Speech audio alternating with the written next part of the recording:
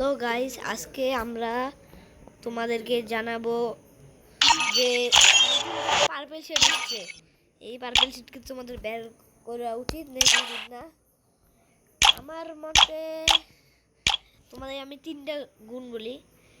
Purple shade যদি তোমরা বের করো, এই পার্পল শেড বের করে কোনো লাভ নেই, কারণ হচ্ছে এই পার্পল শেডের এই যে চুলটা, এখন কিন্তু এই চুলটা সবার মাথায় তোমরা কম বেশি দেখতে পারবা। এই জন্যে তোমরা এখন এই চুলটা করে খেলবা, মানে তোমাদের কোনো ইয়াই থাকবে না, কারণ এটা সবার মাথায় যেহেতু দেখতেছো তাহলে কেমন একটা ইয়া লাগে না। এই জন্যে তোমাদের পার্পল শেডটা বের করা উচিত নয়।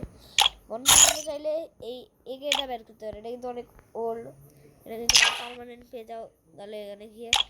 কিন্তু আমার কাছে 227 টোয়েন আছে, আর একটু হলেই আমি এটা বের করে নিতে পারবো, কিন্তু আমি এটা বের করবো না, কারণ বিয়ার র্যাঙ্কে গেলে এখন খালি এই চুল।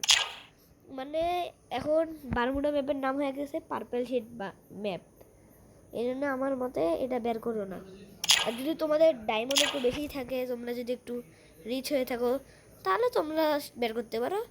কিন্তু যারা মধ্যবিত্ত তারা এটার পিছনে এত ডায়মন্ড খরচ করে লাভ নাই। তোমরা অন্য কোনো কিছুতে আসলে বের করো, এটা বের করে অতটাও লাভ নাই। এটা চুল সবারই এখন আছে, আমারও একটা ফেভারিট চুল, কিন্তু এখন সবার মাথায় এটা থাকবে তাই নিও না। তা আমার মতে এটা না নেওয়াই তোমাদের কাছে ভালো।